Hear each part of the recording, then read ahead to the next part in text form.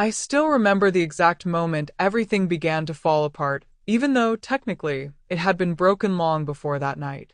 It happened during a dinner that was supposed to be ordinary.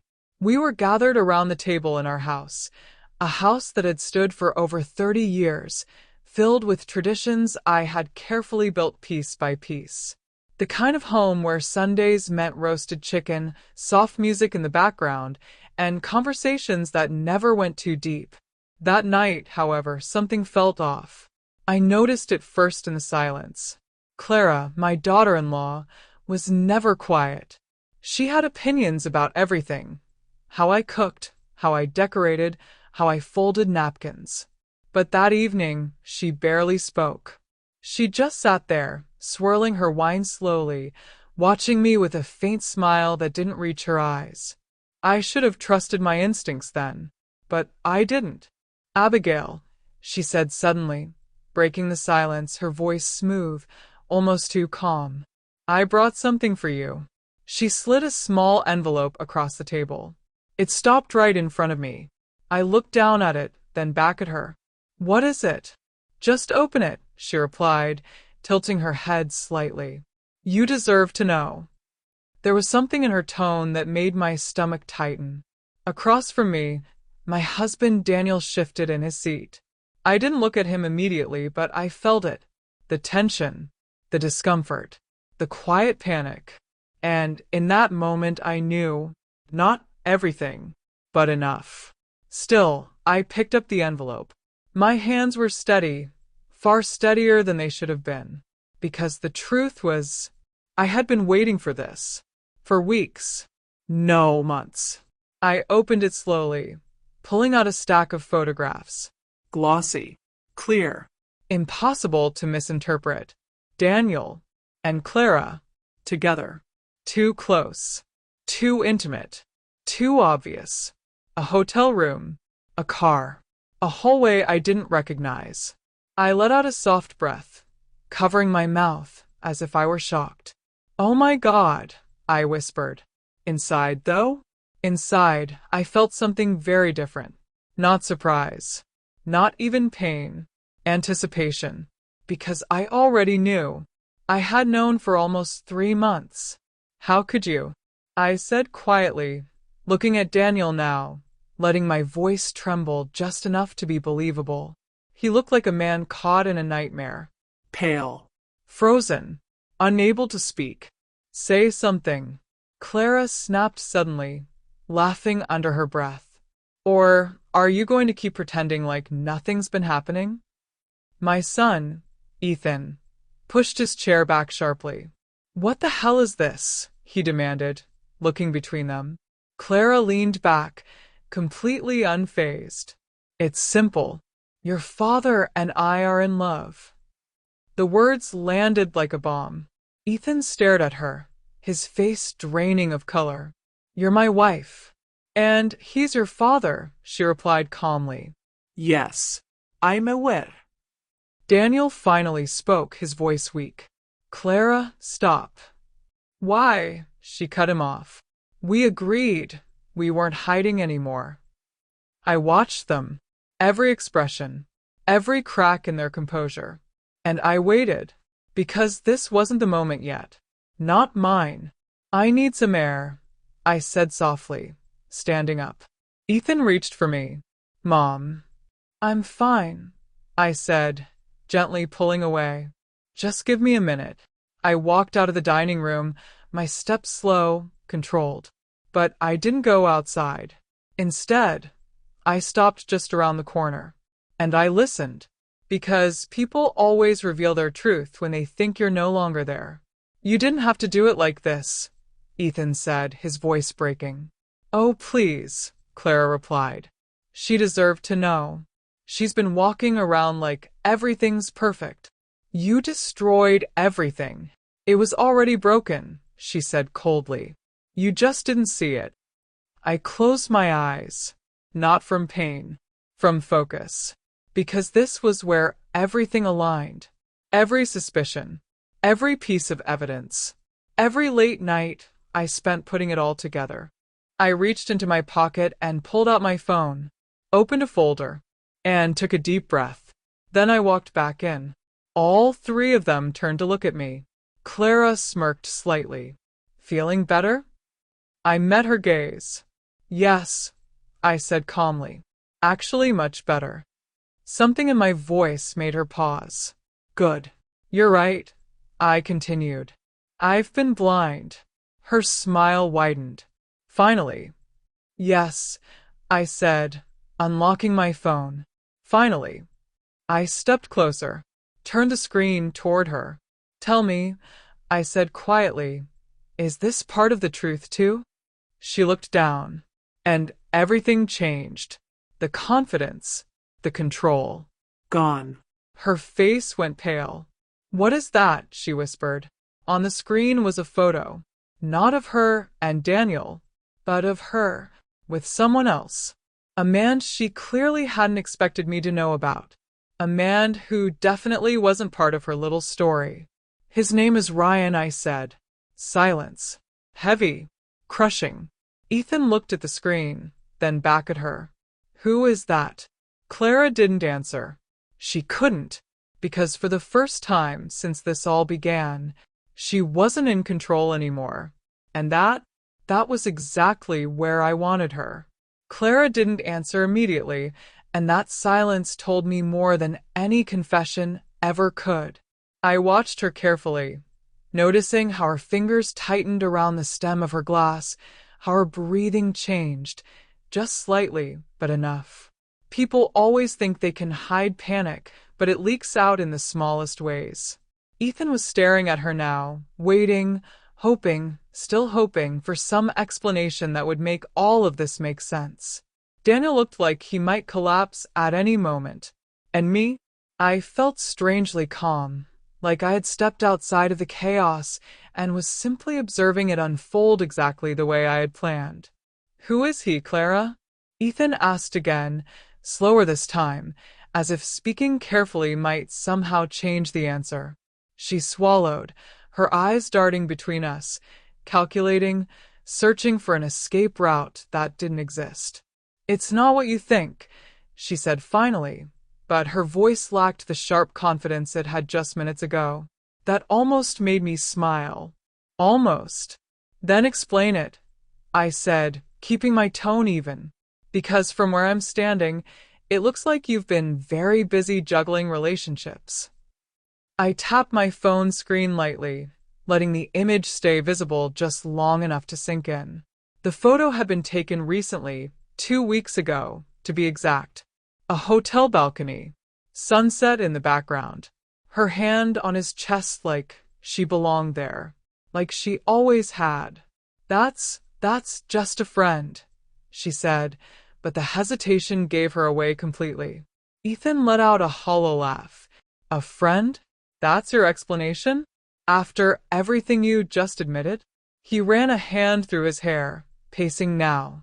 You said you were in love with my father. I am, she snapped, suddenly defensive again, clinging to whatever control she could salvage. That doesn't mean what? I interrupted quietly. That you can't have someone else on the side? Or that the story you told us was never real to begin with? Her eyes locked onto mine then, and for the first time, I saw something raw there. Not just fear, but anger. Dangerous anger. You don't know anything about me, she said. I tilted my head slightly. Don't I? That's when Daniel finally spoke, his voice barely above a whisper. Abigail, what is this? What are you doing? I turned to him slowly, cleaning up a mess that should have never existed. Ethan stopped pacing. Mom, how long have you known? There it was. The question I had been waiting for. I took a breath, not because I needed it, but because timing matters. Delivery matters. Long enough, I said. Long enough to stop reacting and start preparing. Clara frowned. Preparing for what? I looked back at her, and this time I didn't hide the edge in my voice. For you. Silence again. Thicker now. Heavier. You see, I continued, slipping my phone into my pocket, people like you rely on chaos. On shock. on catching others off guard. That's how you control the narrative. But what happens when someone isn't surprised? I took a step closer. What happens when someone already knows the ending? Ethan looked between us, completely lost. Can someone please just explain what's going on? I sighed softly. Your wife, I said, glancing at Clara, isn't just having an affair with your father. I let the words hang for a second. She's running a much bigger game. That's not true, Clara said quickly, but the speed of her denial only made it weaker. Isn't it? I asked. Because from what I've seen, you're very practiced. Too practiced for this to be your first time. Daniel shifted uncomfortably. Abigail, stop this. No, I said firmly. You've said enough by saying nothing all these months. Ethan looked like he was struggling to breathe. Mom, what are you saying? I met his eyes, softening just a little. I'm saying that none of this is random. None of it. Then I looked back at Clara. You didn't just fall in love. You inserted yourself into this family. That's insane, she said, but now she wouldn't meet my gaze. Is it? I stepped closer again, lowering my voice. Then why does your friend, Ryan, appear in multiple places you've never mentioned? Why do you have records under different names? Why does your past change depending on who's asking? Her head snapped up. You've been spying on me? I've been paying attention, I corrected. Ethan stared at her. Different names? Don't listen to her, Clara said quickly, reaching for him. She's trying to manipulate you. He pulled his arm away. And that, right there, that was the moment she lost him. I saw it happen in real time. The doubt. The shift. The crack. You told me everything about your past, he said slowly. Didn't you? She opened her mouth, then closed it again. I almost felt sorry for her. Almost. You built your entire story on sympathy, I continued. Loss. Tragedy. Reinvention. It's effective. People don't question pain, they protect it. I paused. But pain can be fabricated. That's enough, Daniel said, standing up suddenly. This has gone too far. I turned to him. No, Daniel. This hasn't gone far enough. He froze. Because he knew. Not everything, but enough. You think you're the victim here? I said quietly. You think you were chosen? Special? I shook my head slightly. You were convenient. Clara laughed suddenly, but it sounded forced. Wow. This is impressive, Abigail. Really. You've built quite the story. I smiled faintly. Not a story. Then prove it, she challenged. I held her gaze, and for a brief second I considered it. But no, not yet. You'll get your proof, I said. Just not all at once. Ethan looked exhausted. Why are you doing this like some kind of game? I softened my tone again when I looked at him. Because if I show everything now, you won't process it. You'll reject it. That's human nature. I paused. You need to see it piece by piece. He didn't like that answer. But he didn't argue either. Clara crossed her arms. So what now? You think you can just scare me into walking away? I let out a quiet breath. No, I said. I think you'll stay. That caught her off guard. Why would I do that? She asked. Because leaving now would mean losing control, I replied. And you don't walk away from control easily. Her eyes narrowed. Good. She understood. Daniel looked between us, completely overwhelmed. I don't understand what's happening anymore. I glanced at him briefly. That makes two of us. The difference is, I decided to change that. Ethan sank back into his chair, staring at the table. So, what do we do? I looked at each of them in turn. And then I said the only thing that made sense. We wait. Clara let out a short laugh. For what? I met her eyes one last time. For you to make your next move. Because she would. People like her always do. And when she did, I would be ready. Waiting sounds passive. It sounds like doing nothing, like surrender. But that's not what I was doing. Waiting, when done correctly, is one of the most powerful moves you can make because it forces the other person to act first. And when they act, they reveal themselves. That night didn't end with screaming or broken glass like Ethan probably expected. It ended quietly. Too quietly. Clara gathered her things with steady hands, kissed Ethan on the cheek like nothing had happened, and walked out of the house with her head held high. Daniel didn't follow her. He didn't say much of anything, actually. He just sat there, staring at the same spot on the table long after she left, as if he could somehow rewind the evening and choose a different outcome. Ethan stayed a little longer. He asked questions, too many questions, and I answered only some of them. Not because I wanted to hide the truth, but because I knew overwhelming him would only push him away. He needed space to think, to doubt, to connect the dots on his own. When he finally left, he looked like someone who had just woken up inside a nightmare he couldn't escape. And me? I cleaned the table. I washed the dishes slowly, methodically, like I had done 1,000 times before. There was something grounding about it, something familiar, because everything else had shifted, but this small, ordinary act reminded me that I was still in control of myself. Daniel came into the kitchen eventually. I heard him before I saw him. His footsteps were hesitant, uneven. "Abigail," he said quietly. I didn't turn around. "You should go to bed." "I can't." "That sounds like a personal problem." There was a pause. Then, "We need to talk." I dried my hands slowly before facing him. "Now you want to talk?" His expression twisted. "Please don't do this." "Do what?" I asked calmly. "Hold you accountable?" He flinched. "Good.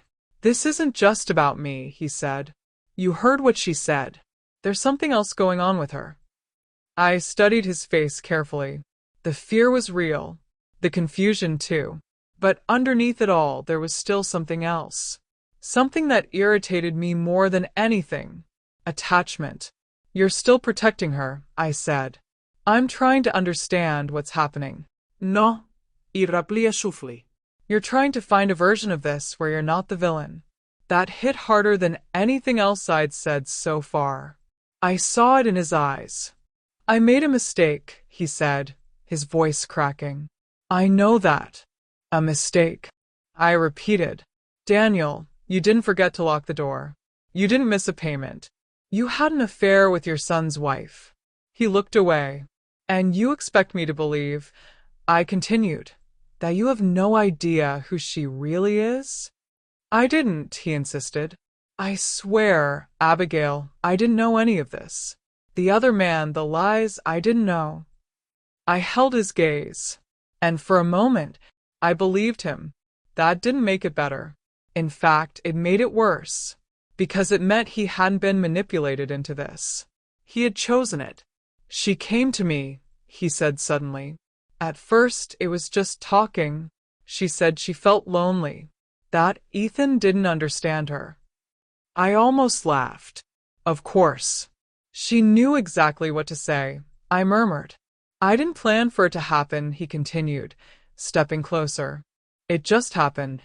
That's what people say when they don't want to admit they made a series of deliberate decisions," I replied. He ran a hand over his face. "You think I'm weak." I didn't hesitate. "I think you're predictable." That shut him up. Silence stretched between us, thick and uncomfortable. Finally, he spoke again, quieter this time. "What are you going to do?" There it was. Not "how do we fix this?" Not "what can I do?" Just "what are you going to do?" I walked past him, heading toward the living room. "I already told you."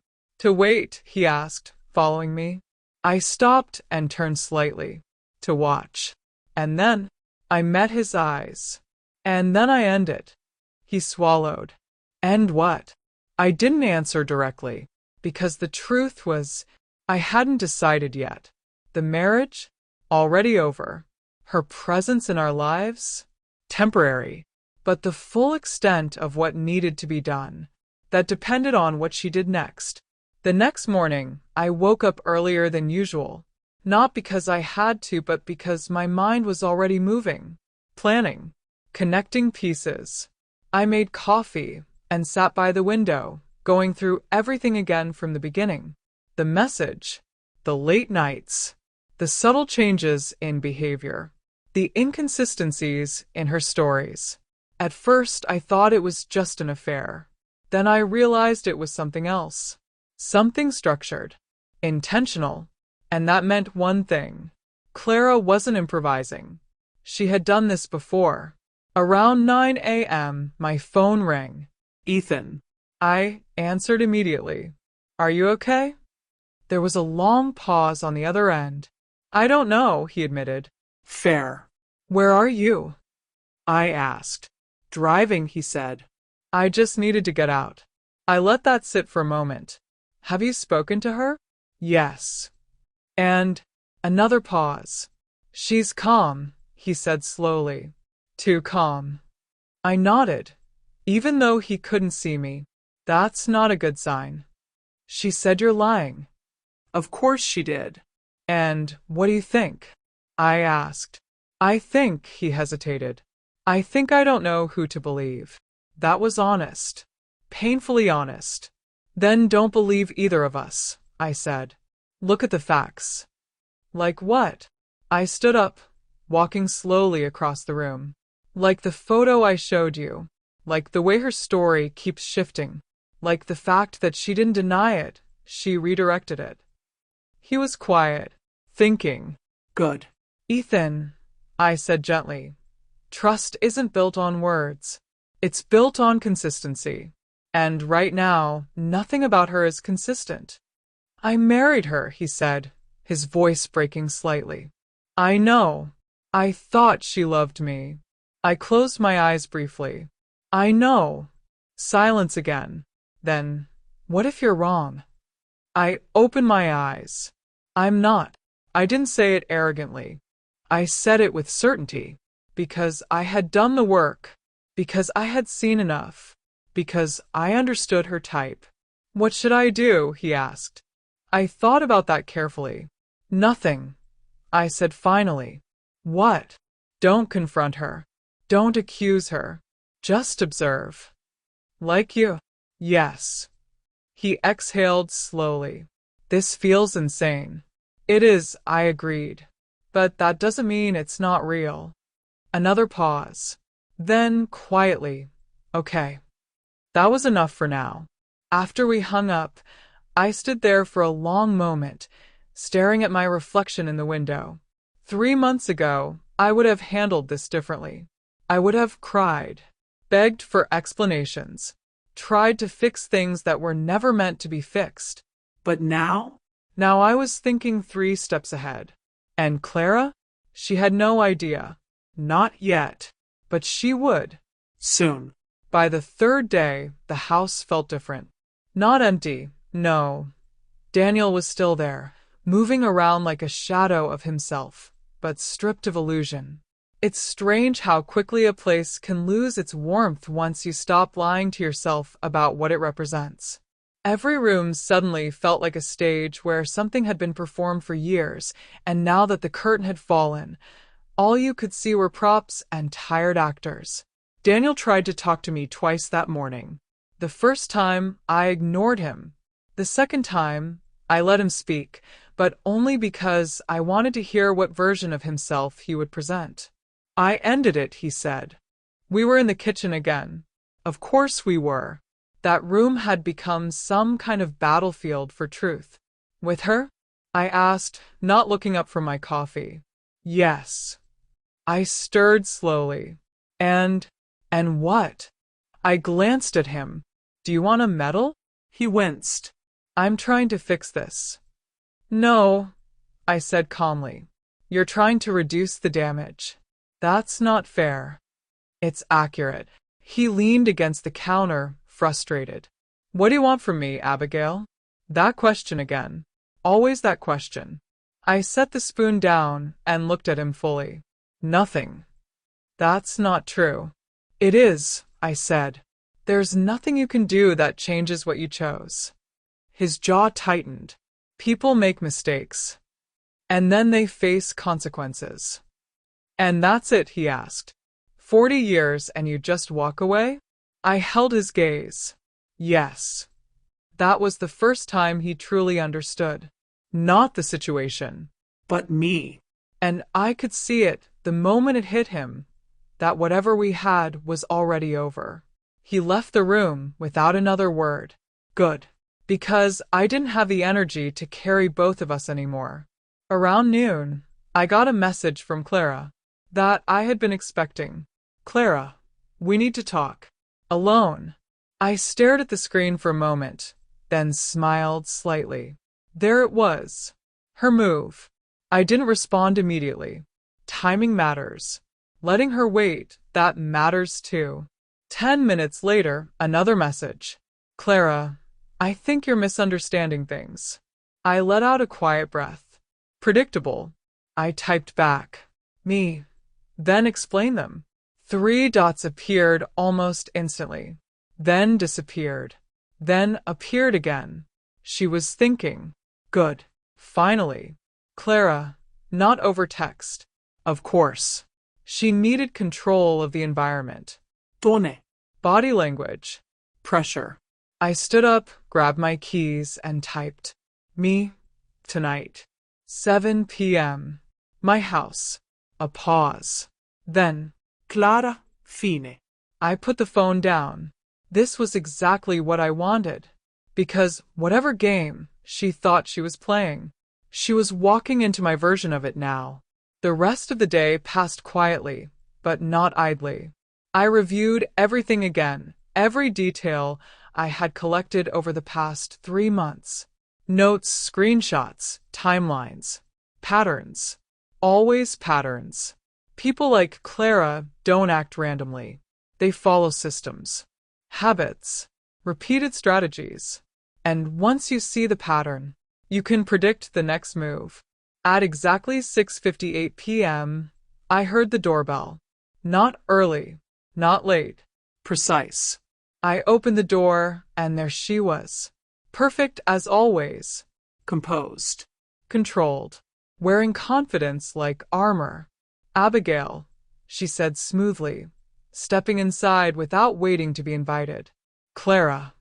We stood in the living room for a moment, facing each other like 2 players about to begin a match neither of us intended to lose. I assume Daniel isn't here, she said, glancing around. He is, I replied. Just not part of this conversation. That made her pause for half a second. Interesting. Good, she said finally. That simplifies things. Does it? She walked further into the room, setting her bag down casually. Let's not pretend this is anything other than what it is. And what is it? I asked. A misunderstanding, she said. I almost laughed. You've been busy, I replied. That's one way to describe it. Her expression didn't change. You showed Ethan a photo. I did. That photo doesn't mean what you think it means. I tilted my head. Then tell me what it means. She stepped closer and lowered her voice. It means you're digging into things that don't concern you. There it was. Not denial. Deflection. Subtle threat. I smiled slightly. Everything that happens in my family concerns me. She studied me carefully now. You're different. I've always been like this, I said. You just didn't notice. No, she said slowly. You were quieter before. People change. Yes, she agreed. They do. We stood there for a moment in silence. Then she shifted tactics. You think you understand what's going on, she said. But you don't. Then enlighten me. She exhaled softly, as if deciding how much to reveal.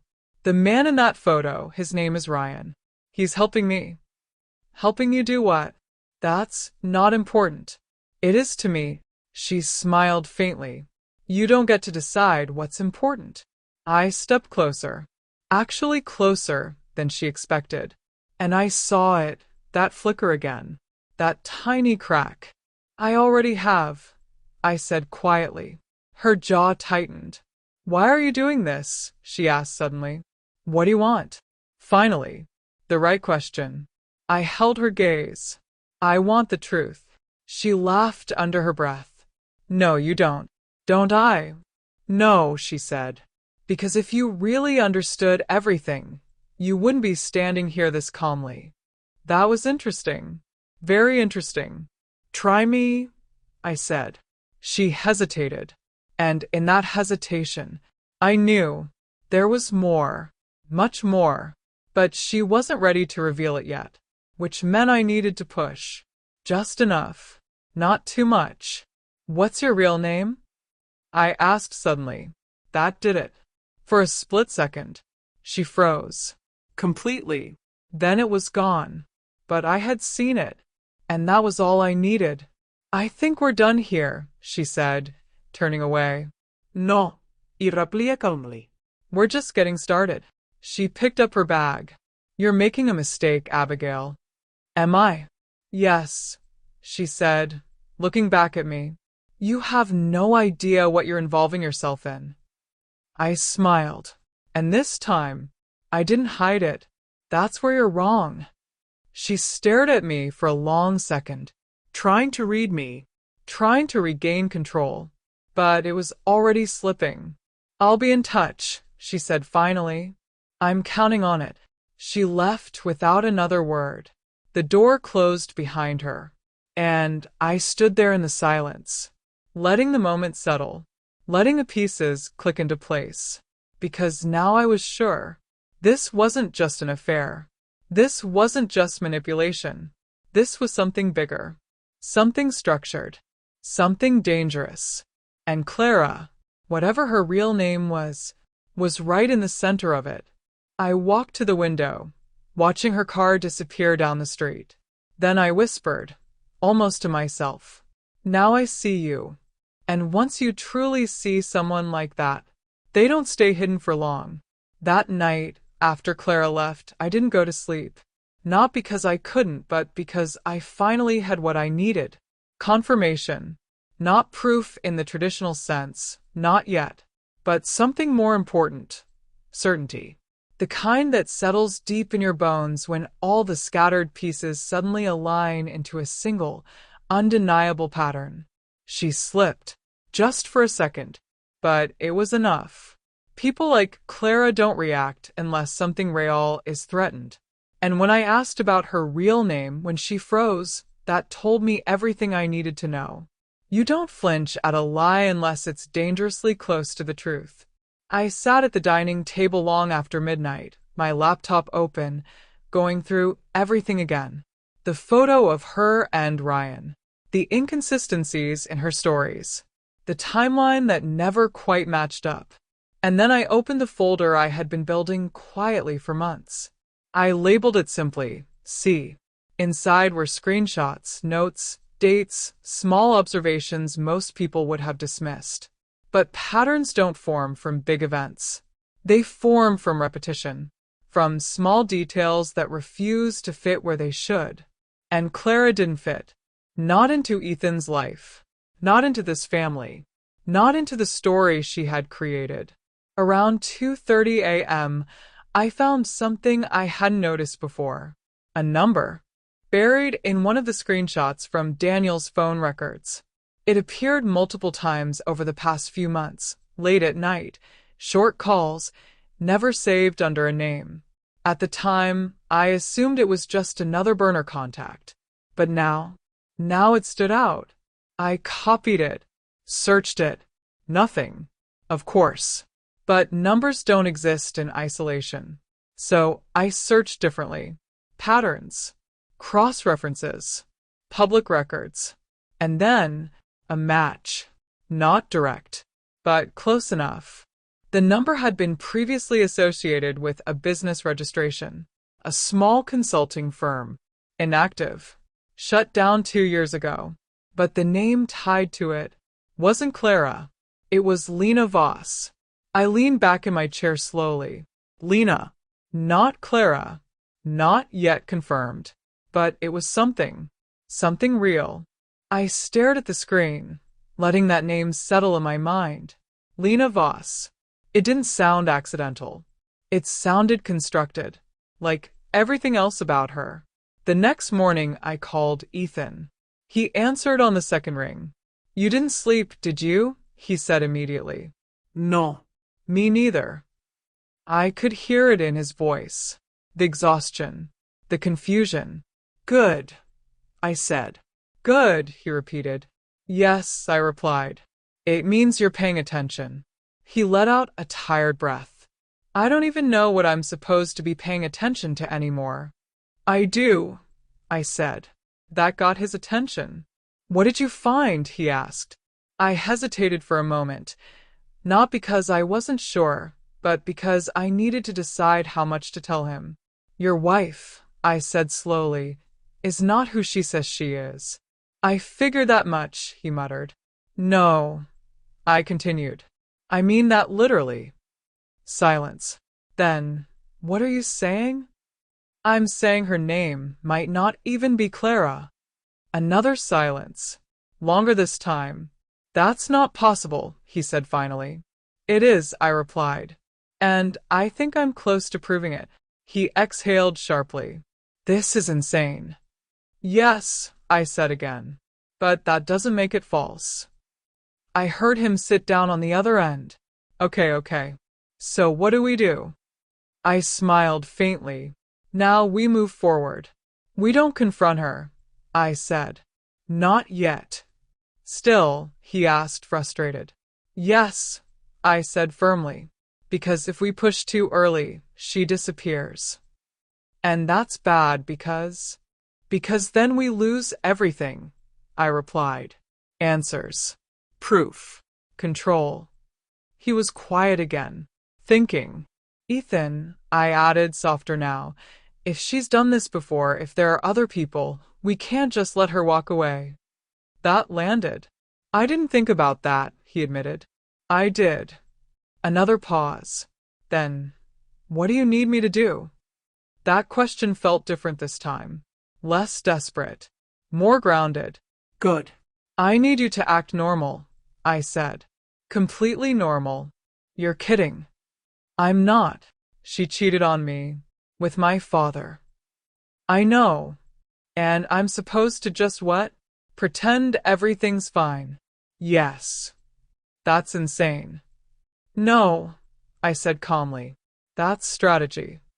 He didn't respond immediately, because part of him knew I was right. She still thinks she has control, I continued. We need her to keep thinking that. And what are you going to do? I looked back at my laptop screen, at the name, Lena Voss. I'm going to find out who she really is. After we hung up, I didn't waste time. I dug deeper. The consulting firm tied to the number had been registered under Lena Voss, but the records were thin. Almost deliberately so. Minimal footprint. No active website. No real business history. A shell. Which meant one thing. It wasn't meant to be found. That only made me more interested. I traced the registration further. Addresses. Dates. Connections. And slowly, a picture started to form. Not complete, but enough to outline the edges. Different cities. Short timelines.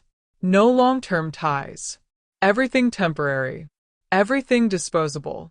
Identities included. I sat back again, staring at the screen. She's done this before, I whispered. Not a guess anymore. A conclusion. And if that was true, then we weren't dealing with a complicated relationship. We were dealing with something much more dangerous. Around midday, Daniel came into the room. He looked worse than the day before. Tired. Hollow. Ethan called me, he said. I didn't look up. I'm sure he did. He told me what you said. That narrows it down to several things. He stepped closer. About her name. Now I looked at him. And I asked, you think she's using a fake identity? I don't think, I said. I verify. He ran a hand through his hair. This is getting out of control. No, irraplia. This is getting clear. You don't know what you're dealing with, he said. I held his gaze. I know exactly what I'm dealing with. And for the first time, he believed me. I saw it. Not fully, but enough. What if you're right? He asked quietly. I stood up slowly. Then we stop her. And if you're wrong? I paused, then said very simply, I'm not, because at this point, I didn't have the luxury of doubt anymore. And neither did she. By the time I reached chapter 6 of this situation, because that's what it felt like now, a story unfolding in calculated steps rather than random chaos, I understood one thing with absolute clarity. Clara, or whatever her real name was, wasn't reacting anymore. She was adapting. And that made her more dangerous. People who panic make mistakes. People who adapt correct them. Which meant I couldn't afford to slow down. That afternoon, I left the house for the first time in 2 days with a very specific purpose. I needed distance from the environment she had already studied. Patterns matter, but so does breaking them at the right moment. If Clara had been watching, and I was almost certain she had, then she expected me to stay predictable, emotional, reactive. Instead, I was going to do the opposite. I drove across town to a small cafe I hadn't visited in years. It was quiet, mostly empty, the kind of place where no one pays attention to anyone else. Perfect. I sat by the window, opened my laptop, and continued digging into the fragments I had collected. Lena Voss. The name still echoed in my mind.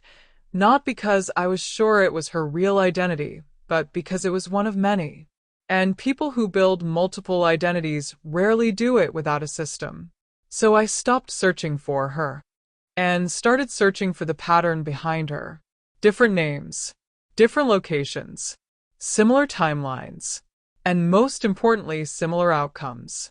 I began cross-referencing cases, financial discrepancies, sudden relocations, individuals who had lost significant amounts of money under vague circumstances that were never fully investigated. At first, it felt like reaching into the dark. Too many possibilities. Too many dead ends. But then, a thread. A man in Chicago, mid-50s, recently divorced, reported significant financial loss tied to a private investment partner. No charges filed. No clear suspect. A second case in Denver. Similar profile. Different name used by the woman involved. Same pattern. Emotional connection first, financial entanglement second, disappearance third, and then a third. This time closer. Philadelphia. That one made me stop. I leaned back, staring at the screen as everything slowly began to connect. She's not improvising, I whispered. She's repeating. That was the moment it shifted from suspicion to structure. And structure means predictability. My phone buzzed. Ethan. I answered immediately. Hey, he said, his voice lower than usual. She's acting strange. I almost smiled. Define strange. She's watching me, he said. Like she's trying to figure something out. She is. There was a pause. Did I do something wrong? No, I said. You did exactly what I told you to do. Then why does it feel like she knows something? Because she does, I thought. Just not everything. Ethan, I said carefully. People like her don't need proof. They read behavior, energy, shifts. So what do I do? Nothing different, I replied. If you change now, you confirm her suspicion. He exhaled slowly. This feels like a game. It is, I said. You just didn't know you were playing. Silence. Then, quietly, and you do. Yes. That wasn't confidence. That was necessity. After we hung up, I closed my laptop and stared out the window. Cars passed. People moved. Life continued like nothing had changed. But for me, everything had. Because now I knew this wasn't just about my family. We were just the latest move. That thought settled heavily in my chest, not as fear, but as clarity. I paid for my coffee and left. When I got home, Daniel was waiting. Of course he was. He stood in the living room, pacing slightly, like he had been rehearsing something in his head. "We need to talk," he said the moment I walked in. "You've said that before," I replied, setting my bag down. "This time it's different." I looked at him, tired, but serious. "Then talk." He hesitated, then said, "She came to see me." That got my full attention. "When?" "This morning." "Here?" "No," he said quickly. "I met her outside. She didn't want to come in." Of course she didn't. She was adjusting. "What did she want?" I asked. He swallowed. "She asked me what I told you." I nodded slowly. "And what did you say?" "That I didn't tell you anything." Smart. For once. "And did she believe you?" "I don't know," he admitted. "She kept asking questions. About you. About how you've been acting." That made sense. "She's trying to assess the threat," I said. Daniel frowned. "Threat?" "Yes," I replied calmly. "Me." He stared at me like he was seeing me for the first time. "You're not afraid of her," he said. "No." "Why?" I held his gaze. "Because she's predictable." He shook his head slightly. "You keep saying that." "Because it's true." "She doesn't feel predictable," he said. "She feels dangerous." I paused, then nodded once. "She is." That silence that followed was different. He expected me to deny it, to soften it, but I didn't. "Then why are you pushing this?" he asked. "Why not just walk away?" I stepped closer, because now he needed to understand. "Because if I walk away," I said quietly, "she does this again." He didn't respond. Different name, different family, same outcome. I continued. "And no one stops her." His expression shifted.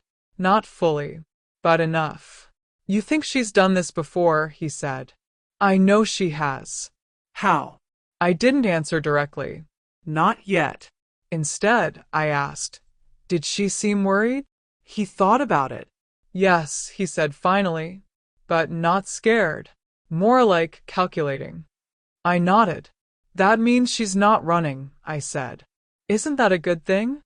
"No, iraplia." "It means she's planning." That landed. Hard. "What kind of planning?" he asked. I looked toward the window, my reflection faintly visible in the glass. The kind where she regains control. "And how does she do that?" I met his eyes again. "By removing the problem." He went still. "You mean you?" I didn't answer, because we both already knew.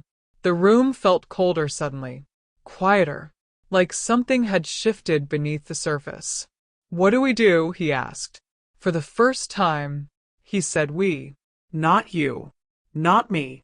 We. Progress. But late. Very late. I took a slow breath and said the only thing that made sense now. "We stop waiting." He frowned. "What does that mean?"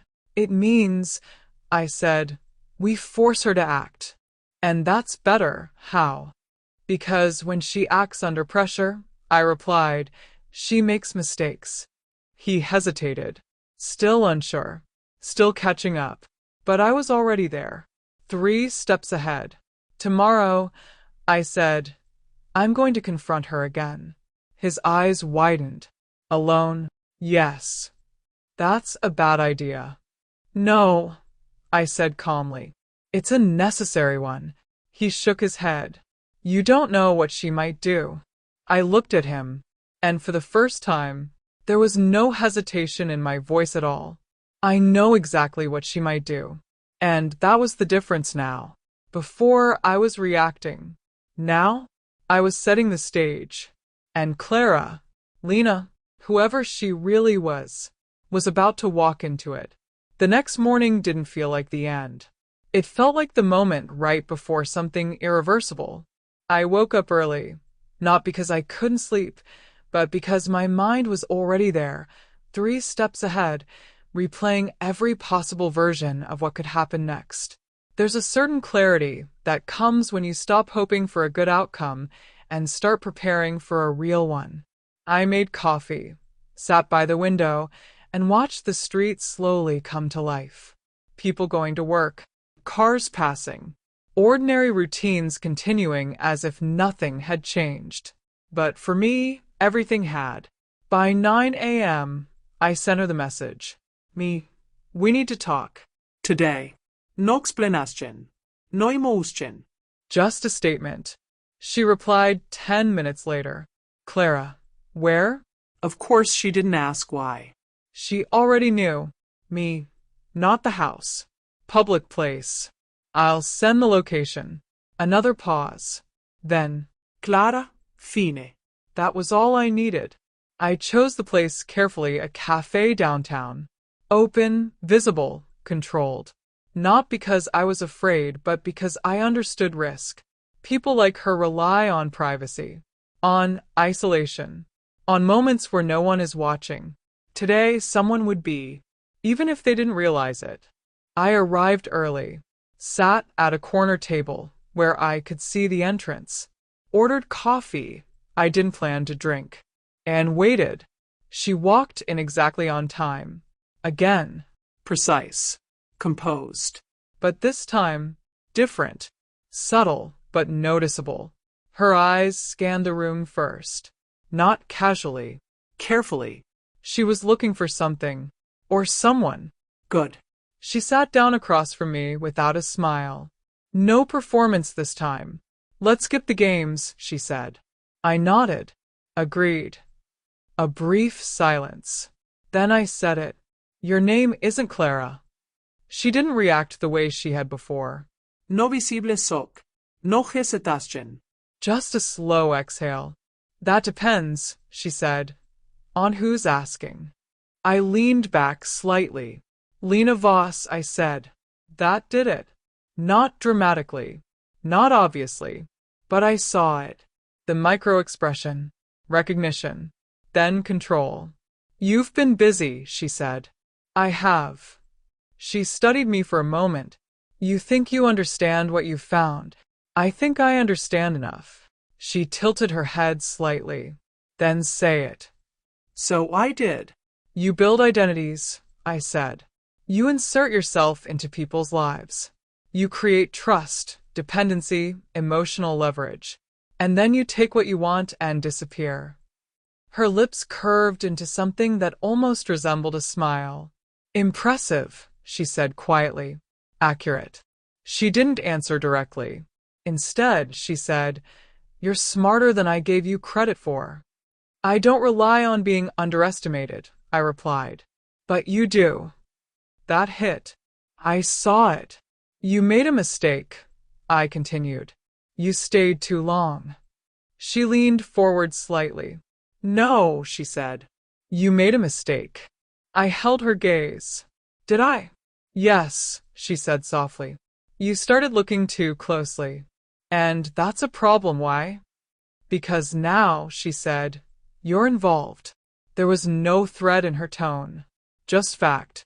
And somehow, that was worse. I let the silence sit between us. Then I said, How many? She didn't pretend not to understand. Instead, she looked out the window for a moment, thinking, deciding. Then, Enough, she said. That's not an answer. It's the only one you're getting. I nodded slowly. Chicago, I said. Denver. Philadelphia. Her eyes flicked back to mine. Patterns, I added. That was the moment she realized how much I actually knew. Not everything, but enough to matter. You should have walked away, she said. You should have left sooner, I replied. Another silence, heavier this time. Then she asked the question I had been waiting for. What do you want? There it was. The pivot point. I leaned forward slightly. I want you to stop. She blinked. Just once. Then she laughed quietly. That's not how this works. It is now. No, she said. It isn't. Her tone changed. Subtle. Sharper. People like me don't just stop, she continued. We adapt. And people like you, she added, don't usually get involved at this level. Maybe I'm not people like me anymore. That lingered. Because it was true. I wasn't. Not after all this. Not after seeing what she had done, not just to my family, but to others. You think you're in control, she said. I think you're losing it. That landed. For real this time. Her posture shifted. Not much, but enough. You've already lost your husband, she said. Your family is fractured. Your son doesn't know who to trust. All true, I said. And you think this ends well for you? I paused, then answered honestly. No. That surprised her. Good. But it ends, I added.